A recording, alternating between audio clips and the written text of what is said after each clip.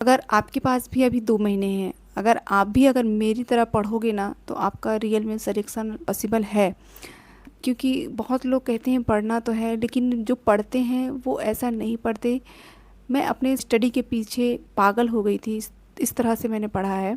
मैं 2 महीना जो है पागलों की तरह पढ़ी, ना कहीं घूमना, ना कहीं जाना, ना ही कुछ भी तीज त्योहार, सब कुछ मैंने बंद कर दिया था। 2 महीने इस तरह से पढ़ी। मेरा बच्चा भी था, फिर भी मैं पढ़ी। तो सच बताऊँ तो वो 2 महीने मेरे लिए आसान नहीं थे। मैं कैसे पढ़ा, किस पागलपन की हद तक पढ़ा है, कैसे मैंने अपने लिए टाइम निकाला, कैसे आप भी 2 महीनों में सिलेक्शन ला सकते हैं। काफ़ी सारे एग्ज़ाम में फ़ेल होने के बाद मुझे भी लगा था कि मेरा नहीं लगता कि इस बार भी होगा। क्योंकि काफ़ी सारे ऐसे कॉम्पिटिटिव होते हैं जो काफ़ी लंबे समय से तैयारी कर रहे हैं, उनके साथ जब हमारा कंपटीशन होता है तो हमें लगता है कि वो तो इतने टाइम से बिल्कुल फ्री माइंड से पढ़ रहे हैं, और हम बच्चों की जिम्मेदारी, घर की जिम्मेदारियाँ, और भी बहुत सारा फ्रस्ट्रेशन, जिसकी वजह से हम ना उतना टाइम दे पा रहे होते हैं स्टडी में, और ना हम उतने मन से पढ़ पा रहे होते हैं, ना हमें कोई गाइड करने वाला होता है। तो हमारे भी दिमाग में बहुत सारी ऐसी चीज़ें चलती हैं कि कैसे होगा, क्या होगा। तो ये डाउट मेरे अंदर भी था। लेकिन मुझे एक पागलपन की हद की तरह पढ़ने का एक जुनून सवार हो गया था अचानक से। काफ़ी समय से लोग कहते हैं पढ़ो पढ़ो पढ़ो, लेकिन जो एक्चुअल में जो लास्ट टाइम पे जो पढ़ने का स्पीड होती है वो बहुत ज़्यादा बढ़ जाती है। जो चीज़ें लास्ट टाइम पे आपको समझ में आने लगती हैं, वो काफ़ी लोग कहते हैं साल भर से पढ़ो, 6 महीने से पढ़ो। तो जो रूटीन जो आपका 2 से 3 महीने में बन जाता है, वो आपका साल भर में नहीं बन पाता। मैं ये मानती हूँ कि एग्ज़ाम के टाइम पे जब आप पढ़ोगे तो आपको वो चीज़ें ज़्यादा याद होती हैं, चीज़ें ज़्यादा क्लियर लगती हैं, समझ में आती हैं। लेकिन अगर पहले से पढ़ोगे तो कभी-कभी बहुत आलस भी आता है और मन भी नहीं लगता। मैं इस चीज़ों को समझ सकती हूँ, मेरे साथ भी ये हुआ है। तो लास्ट के 2-3 महीने पहले नोटिफ़िकेशन आया, तो 2 महीने मैं इस तरह से पागलों की तरह लग गई थी पढ़ने के लिए। तो वही मैं आपको बताने वाली हूँ आज की वीडियो में, तो वीडियो को पूरा ज़रूर देखिएगा। तो हेलो गाइस, मेरा नाम है मंजू और मैं एक गवर्नमेंट टीचर हूँ। तो कैसे मैंने अपनी जॉब पाई है, तो उसके बारे में आज मैं पूरा आपको बताने वाली हूँ कि किस हद तक से मैंने पढ़ा है, क्या आप कर सकते हो, आप भी कैसे पढ़ सकते हो। काफ़ी लोग आपको जो है आसपास के लोग डीमोटिवेट भी कर देते हैं कि कहते हैं कि बहुत सालों बहुत कंपटीशन है, बहुत लोग पढ़ रहे हैं। कभी कभी आपके अंदर भी ये डाउट आ जाते हैं, तो लगता है ऐसा कि पता नहीं क्या होने वाला है। कभी कभी तो घर का माहौल भी ऐसा हो जाता है कि बहुत तो पढ़ रही है, क्या हो रहा है इसका, इतना फॉर्म डालती है, ये एग्ज़ाम वो एग्ज़ाम, होता तो कुछ नहीं है इससे। तो ऐसे काफ़ी सारी चीज़ें भी सुनने को मिलती हैं, आपको भी मिलती होंगी, मैंने भी ये सब ताने सुने हैं। और इन चीज़ों को लेकर इन्हीं चीज़ों ने बहुत ज़्यादा मोटिवेट भी किया है कि इन चीज़ों को जब आप दिमाग में रख लेते हो कि इनका एक जवाब देना है हमें, और जवाब सिर्फ़ और सिर्फ एक ही है, वो है हमारी सफलता। इसके अलावा इसका कोई जवाब ही नहीं है। आपका सिलेक्शन होगा, जिस पीडीएफ में आपका नाम दिखेगा वो सबसे बड़ा जवाब होगा। तो इसी यही जवाब के पीछे मैं भी भागती रही कि मैं ऐसे जवाब नहीं दूंगी लोगों को, और मैं अब सिर्फ मैं अपना सिलेक्शन से इनका जवाब देने वाली हूँ। ये मैंने दिमाग में ठान लिया था कि मुझे इस बार करना है तो करना है। इतने साल हो गए थे पढ़ते पढ़ते, लेकिन जब आपकी डिग्रियां रखी रहती हैं घर में, तो आपको बेचैनी होती है कि इतने सारे डिग्रियां रखी हैं, इतने मेहनत से आपने पढ़ाई की है, सब कुछ किया है, तो क्या घर पे बैठने के लिए तो नहीं किया है कि वो बस घर का काम करते रहो। ये तो कोई भी कर लेगा, लेकिन कुछ अलग, कुछ हट के करने का जो जुनून होता है वो बहुत अलग होता है। तो यही जुनून मेरे साथ था और मुझे करना था। तो मैंने जो है 2 महीने में ऐसे लग गई कि आप यकीन नहीं मानोगे, 8-8 10-10 दिन तक तो मैंने अपने बालों में कंघी भी नहीं की, ना कभी अपने आप को शीशे में देखा कि मैं कैसी लगती हूँ, मैं क्या पहनूँ क्या नहीं पहनूँ, क्या खाऊँ क्या नहीं खाऊँ। जो मिला सो खा लिया, कभी 1 टाइम कभी 2 टाइम।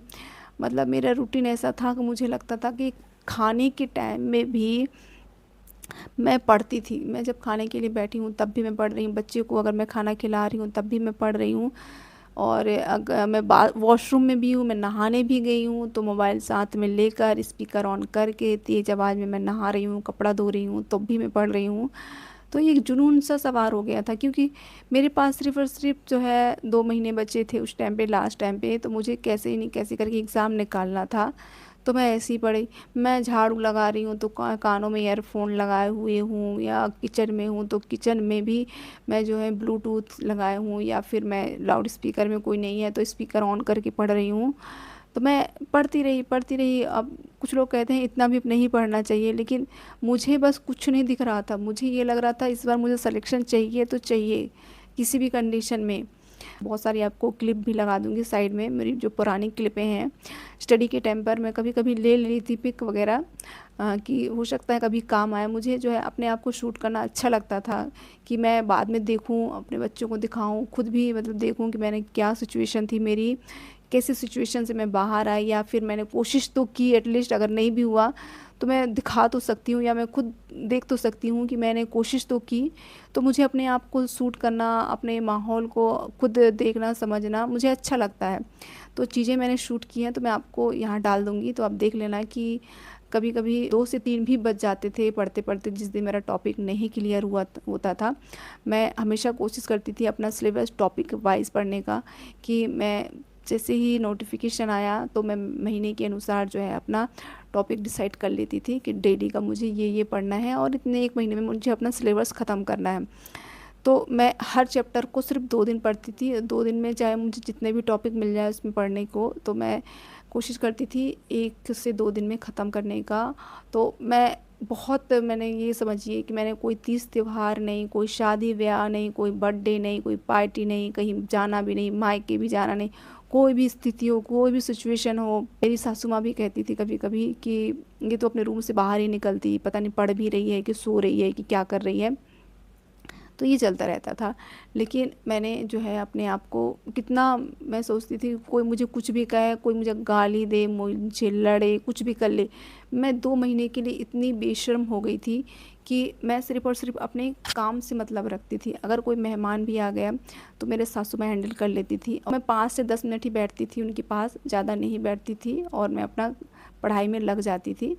तो ये आप यकीन मानिए कि 2 महीने मैंने अपने आप को दिए। मुझे लगता था कि इतना सब कुछ सबके लिए किया है, अब 2 महीने में अपने लिए और मुझे कुछ नहीं चाहिए। काफ़ी लोग कहते थे इतना बड़ा सिलेबस है, कैसे तुम 1 से 2 महीने में कवर करोगी। लेकिन मैंने डिसाइड कर लिया था, पहले से ही मैंने लिख के रख लिया था ये टॉपिक मुझे ख़त्म करने हैं, और मैं वैसे ही लगी रही तो मेरा टॉपिक भी ख़त्म हो गया था। मैंने ये कंसिस्टेंसी मैंने बिल्कुल भी नहीं तोड़ी। कंसिस्टेंसी मैंने जो है अपना टाइम बढ़ाती ही गई। आप ये मानिए मेरे सोने का टाइम इतना चेंज हो गया था कि हो सकता है मैं 4 से 5 घंटा ही सोई हूँ पूरा 24 घंटे में मिला के। वो 4 से 5 घंटे से ज़्यादा कभी नहीं सोई उस टाइम पे 2 महीने में। और मेरी हालत इतनी ख़राब हो गई थी 2 महीने में। अगर आप देखोगे मेरी पुरानी पिक्स तो आप देखोगे कि बहुत ज़्यादा ऐसे कमज़ोर, और मतलब ऐसी हो गई थी कि मुझे लगता था कि मेरा शायद वज़न भी 30 किलो भी ना बचा हो, ऐसी स्थिति आ गई थी। तो बहुत ज़्यादा जो है आँखों के नीचे मेरे इतने गड्ढे हो गए थे, और मेरी आँखें इतनी घुस गई थी पढ़ते पढ़ते। अपने आप में लगता था कि ये सब चीज़ें कैसे बाद में सुधरेंगी। लेकिन मुझे लगा था कुछ भी हो जाए, जिस दिन मैं सिलेक्शन ले लूँगी, जिस दिन मैं कुछ करने लगूँगी या मेरा नाम आ जाएगा, पैसे आने लगेंगे, अपने पैरों पे खड़ा हो जाऊँगी, तो इंसान के पास अगर पैसा है तो वो सब कुछ हैंडल कर सकता है। और जैसी मेरी जॉब लगी फिर मैंने अपना ट्रीटमेंट लिया, तो अभी जो है मेरी आँखों के जो नीचे के जो डार्क सर्कल होते हैं वो बहुत हद तक ठीक हो गए हैं, और थोड़ा बहुत ट्रीटमेंट अभी भी चल रहा है मेरा। तो ऐसे करके मैंने अपने आप को मैनेज किया है। आप ये यकीन मानिए, आप कुछ मत देखिए कि आपकी पर्सनालिटी क्या हो रही है क्या नहीं होगा।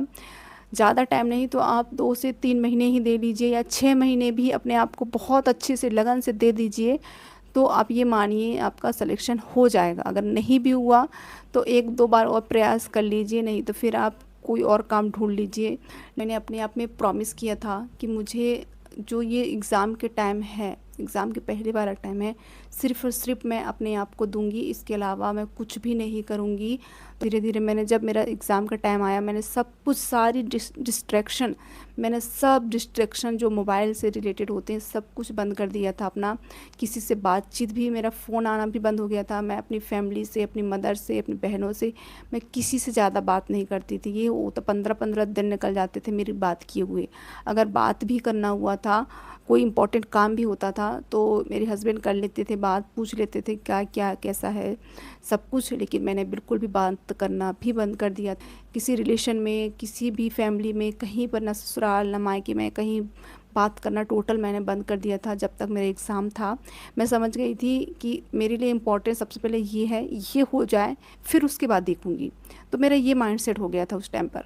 अब सबसे इम्पोर्टेंट चीज़ कि मैंने स्टडी कैसे की, हमेशा हर चीज़ नहीं पढ़ी, मैंने वही सेलेक्टेड चीज़ें पढ़ी जो सिलेबस में दिया गया है और जो PYQs में जितने लेवल का क्वेश्चन पूछा जा रहा है मैंने सिर्फ़ और सिर्फ उतना ही पढ़ा।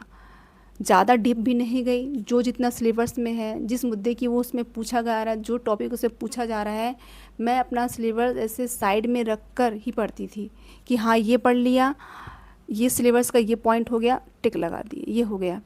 अगले सिलेबस में ये बचा है टॉपिक, इसको कंप्लीट किया, उसको टिक लगाया। तो ऐसे मैं पढ़ती थी। मैं अगर गाइड से भी पढ़ रही हूँ तो मैं सिलेबस देखकर गाइड में वो टॉपिक ढूंढती थी या बुक्स में टॉपिक ढूंढती थी फिर पढ़ती थी। मैं ऐसे बुक्स लेकर नहीं पढ़ी कभी भी कि रैंडमली मैंने किताब खोली, बुक्स खोली और मैं पढ़ने लगी, ये नहीं। मैंने सिलेबस देख के, सिलेबस के अकॉर्डिंग पढ़ा और PYQ से मैंने समझा कि कौन सा चैप्टर इम्पॉर्टेंट है, कौन सा नहीं है। तब जाके मेरा 1 महीने में मेरा सिलेबस ख़त्म हो पाया। आप जो है रैंडमली कुछ भी पढ़ते रहोगे तो बहुत टाइम लग जाएगा और सिलेबस ख़त्म नहीं होगा। इतना डीप होता है, हर चीज़ इतनी डीपली है कि आप जितना उसको पढ़ेंगे उतना ही आपको कम लगेगा। तो कोशिश करें जो PYQs में जो आपके सिलेबस में दिया गया है सिर्फ उतना ही पढ़ें, फिजूल का ज़्यादा पढ़ने की ज़रूरत नहीं है मेरे हिसाब से। तो ये आप थोड़ा बहुत हाई कर सकते हैं, NCERT से आपको समझ में आ जाएगा कि कितना हाई करना है, कितना आपको लो तक जाना है। बस आप अपना बेस मजबूत कीजिए, फिर हो जाएगा सब कुछ हैंडल। तो आप बस सिलेबस को अकॉर्डिंग ही पढ़ते जाइए। और सेकंड चीज़, मैंने जो है डेली अपना टारगेट फिक्स करके चलती थी कि मुझे डेली कितना पढ़ना है, कौन सा टॉपिक ख़त्म करना है। ये मैं महीने भर का पूरा सिलेबस का पहले से डिसाइड कर लेती थी प्लानिंग। तो इससे मेरा टाइम भी बचता था और कम टाइम में मैं बहुत जल्दी अपना टॉपिक ख़त्म कर लेती थी। और दिन में, दोपहर में मैं PYQs और MCQs लगाती थी, सुबह में अपना टॉपिक सारे कुछ ख़त्म कर लेती थी। तो ऐसे में अपना टाइम शेड्यूल बनाया था पहले से ही। इस वजह से मुझे ये चीज़ें जल्दी से जल्दी सिलेबस ख़त्म करने में बहुत हेल्प रहा है। और मेरा माइंडसेट रहता था कि आज अगर मुझे ये टॉपिक ख़त्म करना है तो किसी भी कंडीशन में ख़त्म करना है तो करना है, चाहे मैं दिन में ख़त्म करूं, चाहे रात में ख़त्म करूं, या मुझे रात भर भी जगना पड़े। मेरा टारगेट अगर 2 दिन में 1 यूनिट ख़त्म करने का है तो वो है। तो ये मैं माइंडसेट लेकर चलती थी, तब जाके कहीं मेरा जो है वो सिलेबस ख़त्म हुआ है। तीसरी सबसे इम्पॉर्टेंट बात होती है रिवीजन। रिवीजन मैंने एक बार नहीं किया है, मल्टीपल बार किया है, 3 से 4 बार। या फिर अगर याद नहीं हो रहा है कोई भी चीज़ तो बार बार मोबाइल से, बुक से, नोट से मैं पढ़ती ही रहती थी कुछ ना कुछ उस चीज़ में, जब तक मेरे दिमाग में अच्छे से फिट ना हो जाए जब तक मैं उसको रिवाइज़ करती थी। रिवीज़न एक ऐसी चीज़ है कि आप जो रिवाइज़ नहीं करोगे तो आगे का आप जितना भी पढ़ते जाओगे पीछे का आप भूलते जाओगे। आगे जो पढ़ रहे हो वो ठीक है, वो पीछे जो आप पढ़ चुके हैं वो बिना रिवाइज़ के आपको याद नहीं रहेगा कि आप क्या पढ़ रहे हो। तो और यही मेरी सबसे बड़ी स्ट्रेंथ बनी है। चौथी चीज़ ये है, टेस्ट देना बहुत ज़रूरी है। PYQs देखिए, उसमें बहुत सारे हल हैं तो उनको हल कीजिए।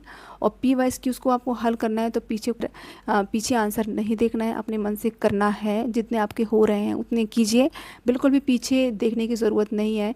जब आपके पूरे 150 क्वेश्चन हो जाए और उसके बाद फिर देखें कि आपके कितने सही हैं, कितने गलत हैं, कितने नंबर आ रहे हैं। और जो नंबर आपके नहीं आ रहे हैं, जो गलत हो गए हैं या फिर जिन पे डाउट है, उनको आप दोबारा से पढ़िए, क्या, क्यों, कैसे गलत हो गए हैं, उस पर एनालाइज़ करिए, अपना समझिए। तो ये होता है एक्चुअल में PYQs करने का तरीका। और अगर आपने किसी क्वेश्चन में तुक्का भी लगा लिया है PYQs करते दौरान या मॉक टेस्ट देते दौरान, तो तुक्का नहीं लगाना है, उसको समझना है, उसको छोड़ देना है, उसको काउंट नहीं करना है नंबर में कि मेरे नंबर इतने आए हैं। जो आपको एक्चुअल में आ रहे हैं उन्हीं को आपको काउंट करना है। बाकी जो नहीं आ रहे हैं या जिसमें तुक्का लगा रहे हैं वो आप उसको छोड़ दो मेरे हिसाब से। तो अब क्योंकि वो आप नहीं कर पाओगे, तुक्का लगा रहे हैं, एग्ज़ाम में तुक्का नहीं चलता, आपको करना ही होगा, आपको ये माइंडसेट लेकर चलना है। तो मैंने ऐसे ही किया। और टेस्ट देना बहुत ज़रूरी है, उससे ज़्यादा ज़रूरी है अपनी गलतियों को एनालाइज़ करना कि कहाँ क्या हम गलतियाँ कर रहे हैं। पांचवी चीज़, मैंने कभी भी परफेक्ट टाइम का इंतज़ार नहीं किया। जो मुझे जैसा टाइम मिला उसी में मैंने पढ़ा है। सुबह जल्दी उठकर, रात को एक्स्ट्रा जाग कर ऐसे मैंने अपनी स्टडी कंप्लीट की है। सच बताऊं तो 2 महीने में भी मेरी हालत ऐसी हो गई थी, ऐसा लगता था मैं खूब रो लूँ, खूब थक जाती थी। लेकिन हर बार खुद से एक सवाल पूछ लेती थी कि क्या मैं हार मान लूँ, क्या मैं रुक जाऊँ यहीं पर, फिर आगे कुछ ऐसा अपने आप को फिर मैं कोसूंगी नहीं, कभी अपने आप में गिल्ट महसूस तो नहीं करूँगी। फिर लगता था नहीं, एक चांस तो देना बनता है लाइफ में। और अंदर से एक जवाब आता था कि नहीं, मैं रुक नहीं सकती, ना मैं हार सकती हूँ। जब मैं यहाँ तक आ गई हूँ, मैंने स्टडी की है, अपनी डिग्री यहाँ हासिल की है, इतना पढ़ा है, बहुत मुश्किलों से मैंने अपनी ग्रेजुएशन कंप्लीट की है, तो इस दिन के लिए नहीं कि मैं हार मान के बैठ जाऊँ। तो बस मैं अपनी लगी रही और फिर वो एक दिन भी आया जब मेरा रिज़ल्ट आया, और जब मैंने देखा कि मेरा जो है पीडीएफ में 2-2 जगह नाम है, यहाँ तक कि वर्ग 2 में भी और वर्ग 3 में भी, तो जो खुशी थी आप यकीन नहीं मानोगे कि मेरी आंखों में, और मुझसे ज़्यादा खुशी थी मेरे हस्बैंड को, बहुत खुश थे कि कभी तो इसको एक नहीं मिल रही थी, और जब ये लगी तो ऐसा लगी, ऐसा इसके अंदर जिद और जुनून आया कि इसने आज 2-2 नौकरियां हासिल कर ली। को देखकर जो मेरी खुशी थी और ज़्यादा बढ़ गई। खुशी को मैं शब्दों में बयान नहीं कर सकती। जो उस पल की मेरी खुशी थी और मेरे हस्बैंड की जो चेहरे की रौनक थी, उसको मैं शब्दों में नहीं बयां कर सकती। तो अगर मैं कर सकती हूँ तो आप भी कर सकती हैं। बस 2 महीने आपको इतनी कंसिस्टेंसी के साथ और सेल्फ बिलीव के साथ और खुद पर विश्वास के साथ अगर आपने 2 महीने इस तरह से पागलों की तरह पढ़ लिया ना, तो आपके सिलेक्शन को कोई नहीं रोक सकता। अगर मेरी स्टोरी आपको अच्छी लगी हो, अगर इससे थोड़ा सा भी आपको मोटिवेशन मिला हो, तो वीडियो को लाइक ज़रूर कीजिएगा। चैनल पर पहली बार आए हैं और इसी प्रकार से रियल मोटिवेशनल वीडियो चाहते हैं तो मेरे चैनल को ज़रूर सब्सक्राइब कर लें। Thank you watching this video. तो मिलते हैं अपने नेक्स्ट वीडियो में, तब तक के लिए बाय बाय।